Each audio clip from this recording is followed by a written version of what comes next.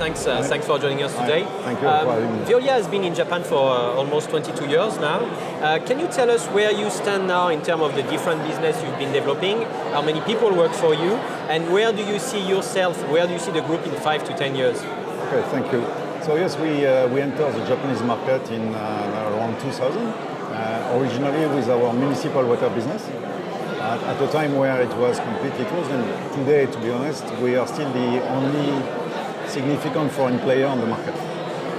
From that point of time, we have developed an important portfolio in the municipal world, where we are now operating around 130 assets, whether drinking water or wastewater, plants as well as network and customer service. More recently, after 2015, we started to also develop our activity towards industrial customers, originally with the plastic, but we are also very much involved in the operation of biomass, so green energy. So we are operating 6 biomass in Japan. And our recent development is towards hazardous waste, where we have now acquired 2 majority participation in local players. Those hazardous waste are in industrial park? So they're industrial parks, and we collect from customers difficult pollution to treat that we treat within our facility. Today, the group, Veolia Japan Group, is 9,000 employees across the entire Japan, from Hokkaido to Okinawa, and one of the leading company in the circular economy. We have been the champion of that topic, and our chairman, Noda-san, who is vice chairman of KONO, has been very vocal and an advocate of circular economy, which we see now becoming the need of the hour in Japan. Many foreign players in your field have tried or have looked at Japan, but very few have managed to enter or dare to enter. How do you explain Veolia's success here? So I think there's a couple of factors that probably help us. The first one is patience. Obviously, when we entered the market, we were really looked as not only a foreign player, but a foreign object. So nobody was very comfortable in dealing with us because we were not part of the ecosystem. And it took a bit of time, and when I say a bit of time, it's roughly 10 years to be really admitted into the system. And to be part of people that are consulted by municipalities or by industrial customers on how to address their needs. That's the first factor. The second factor, we have a very low-profile development where we did not, we focused on delivering performance, educating the municipalities on how those contracts could evolve to deliver more performance, and also by a strategy of partnering with local companies. So in fact, either through acquisition and having several small players join the Veolia Japan Group, or partners in contract. I'll take an example of the most recent success that was published, the Miyagi concession, for which we are operating the 9 production facility for Miyagi Prefecture. In fact, this is a consortium of 9 companies. Veolia being one of the leaders of the consortium with Meta Water, another important Japanese player in our field, and some other partners. So we have developed this culture of working together and somehow increasing the skills and the know-how of the industry. This Miyagi concession could be some kind of model for all the development, because if I understand well, many Japanese municipalities will soon need to have a foreign player, foreign actors, and other company to help them to manage their water management, because it costs a lot of money, they don't have the fund. So you see this Miyagi model as a perfect example of what you could do in the future? Yeah, you're absolutely right. I think this is, I would say, a natural evolution. So we started in Japan with a business model which is a prescription contract. So basically you have a list of tasks, and you are executing a list of tasks that you are given. And we have been gradually pushing towards more performance. So don't prescribe me the means, but the result you want me to achieve, and let me the freedom to deliver those results. The concession is the next level of that, where we take the full responsibility of the service, including the renewal. And in a context where, if you look at the evolution of the demography in Japan, of course, with the population decreasing, it becomes more and more difficult for a municipality to manage by themselves the service because their infrastructure is difficult to maintain, it's aging, so they will need to renew, and they need to renew in a context where the water demand is decreasing. And therefore you see a lot of municipalities starting to think how they could club together and not operate their own water system, but a more regionalized type of water system, as well as covering the same field with less operator, because it's more and more difficult to source operators to operate those facilities. So Miyagi is a good example for that.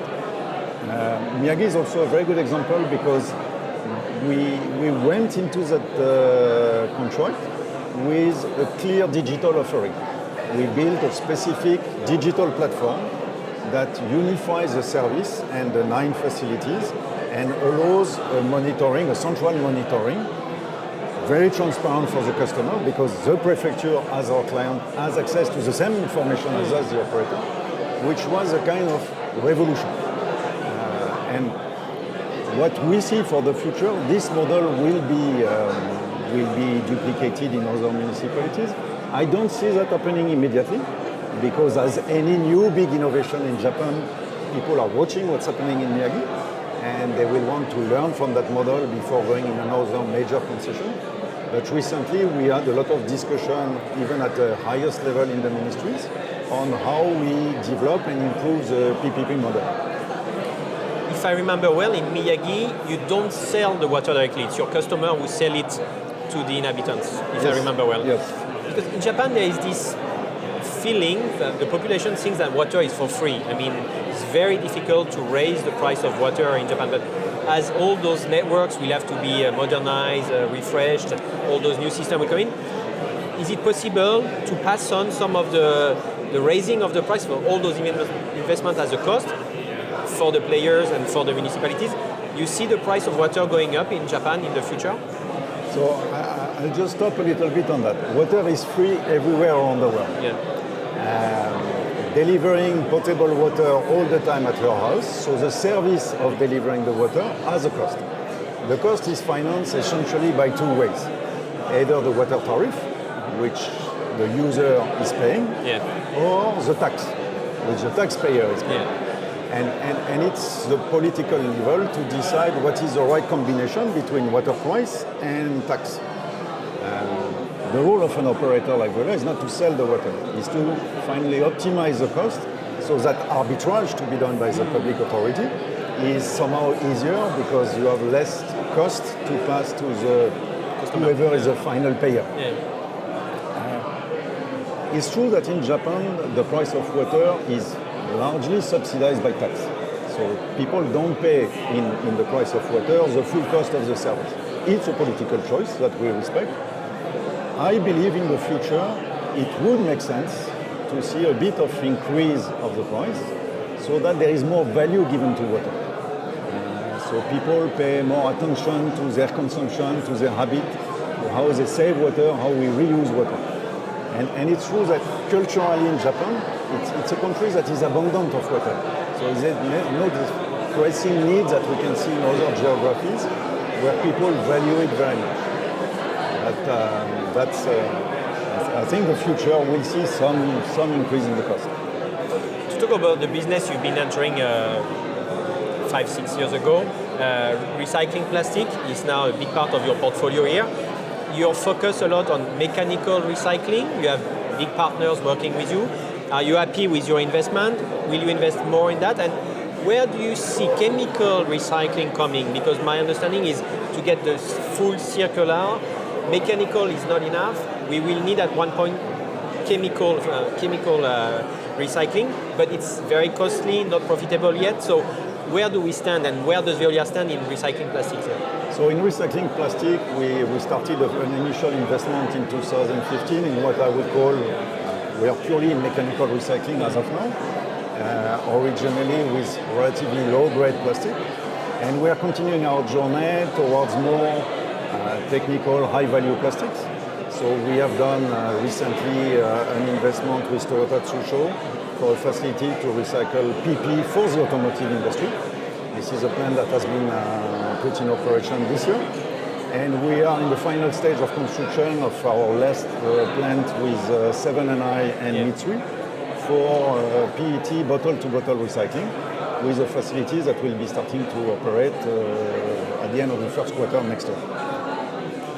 So this has been for a long journey. We have today 135,000 ton capacity of recycling, which is a significant recycling capacity, with an increase in the quality of plastic. Last, chemical recycling will be part of the solution.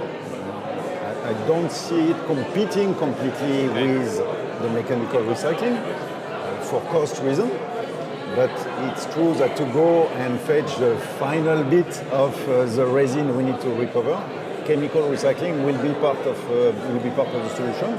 And we see a lot of experiments at different levels happening in Japan and outside of Japan. And Veolia Group is also having a close watch on it. Europe. As of today, the economics is not yet right. But like any other technology, and we have seen that in different fields, the economics will improve when the technology matures. So we are really in the very initial stage of chemical recycling, but we see more and more players coming into that field.